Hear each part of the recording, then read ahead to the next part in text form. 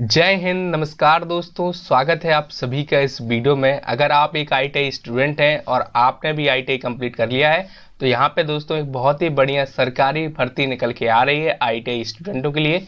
लेकिन दोस्तों इस भर्ती में सभी आईटीआई के छात्र अप्लाई नहीं कर सकते हैं।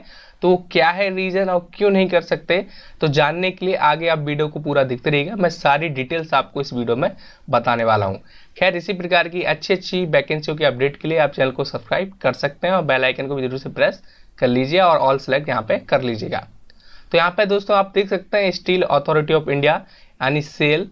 तो स्टील अथॉरिटी ऑफ इंडिया की तरफ से दोस्तों ये वैकेंसी है और जो कि बोकारो स्टील प्लांट और झारखंड की तरफ से वैकेंसी निकल के आई है। तो हम डायरेक्ट बात करते हैं कि कौन कौन सी आईटीआई ट्रेडें हैं जिन पे की वैकेंसी निकली है। तो यहाँ पे दोस्तों देख सकते हैं यहाँ पे लिखा हुआ post in non executive cadre. तो यहाँ पे हम डायरेक्टली बात करते हैं तो ये है यहाँ पे ए और ये है यहाँ पे बी। तो सबसे पहले यहाँ पे ऑपरेटर कम टेक्नीशियन बॉयलर दिया है तो ये डिप्लोमा के लिए है। लेकिन जो नेक्स्ट जो वैकेंसी यहाँ पे दी है अटेंडेंट कम टेक्नीशियन, तो ये जो पोस्ट है दोस्तों ये आईटीआई की स्टूडेंट के लिए। तो यहाँ पे टोटल नंबर पोस्ट है वो है 12। इसके बाद दोस्तों नीचे आए तो यहाँ पे आप देख सकते हैं यहाँ पे अटेंडेंट कम टेक्नीशियन ट्रेनिंग, तो इसमें भी जो ये भी आईटीआई के स्टूडेंटों के लिए है। तो यहाँ पे टोटल 34 यहाँ पर पोस्ट निकल के आई हैं। अब हम देखते हैं इनका एजुकेशनल क्वालिफिकेशन क्या रहने वाला है, डायरेक्टली हमें पता चले आखिर कौन सी चीज़ है जिसकी वजह से सभी आईटीआई के स्टूडेंट अप्लाई नहीं कर सकते हैं।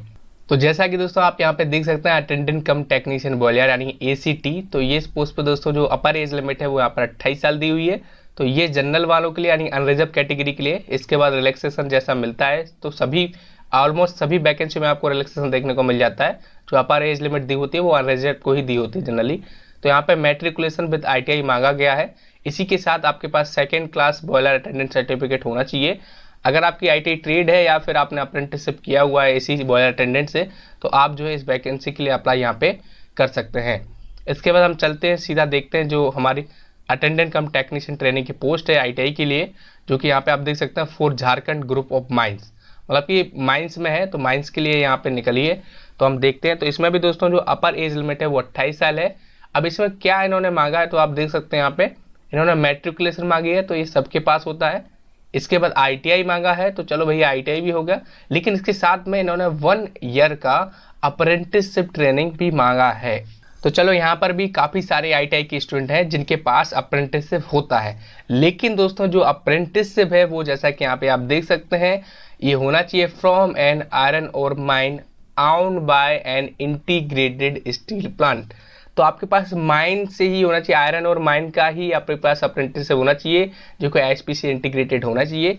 तो अगर आपके पास यहाँ से अप्रेंटिसशिप है, मतलब कि माइन से ही अगर आपने अप्रेंटिसशिप किया हुआ है तभी आप इस पोस्ट के लिए अप्लाई कर सकते हैं, तभी आप इस पोस्ट के लिए एलिजिबल हैं। तो अब इस केस में दोस्तों बहुत सारे स्टूडेंट बाहर हो जाएंगे क्योंकि भैया अप्रेंटिसशिप तो सबके पास है लेकिन माइन का साइज से बहुत से लोगों के पास ना हो। अब सीधा चलते देख सकते हैं यहाँ पे रिलैक्सेशन इन अपर एज लिमिट। तो जैसा कि मैंने आपको बता दिया है कि रिलैक्सेशन सभी को दिया जाता है। जो यहाँ पे अपर एज लिमिट दी होती है वो जनरल वालों के लिए होती है।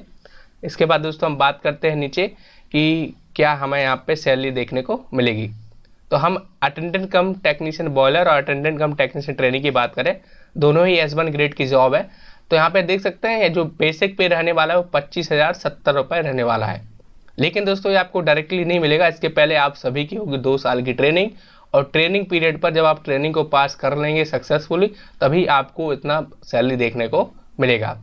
बात करें अटेंडेंट कम टेक्नीशियन ट्रेनिंग की तो यहाँ पर जो पहले ईयर में जो आपको सैलरी दी जाएगी वो 12,900 रहेगी और सेकेंड ईयर में जो आपको सैलरी दी जाएगी वो रहेगी 15,000 रुपये। इसके बाद ही अगर आप सक्सेसफुली ट्रेनिंग कंप्लीट कर लेते हैं तो ही आपको यहाँ पे 25,070 रुपये सैलरी देखने को मिलने वाली है। बात करें एप्लीकेशन की कितने फीस रहेंगे इसको अप्लाई करने के लिए, तो यहाँ पर देख सकते हैं S1 ग्रेड के लिए जनरल EWS और OBC के लिए यहाँ पे है 300 रुपये और बाकी सभी के लिए यहाँ पे 100 रुपये।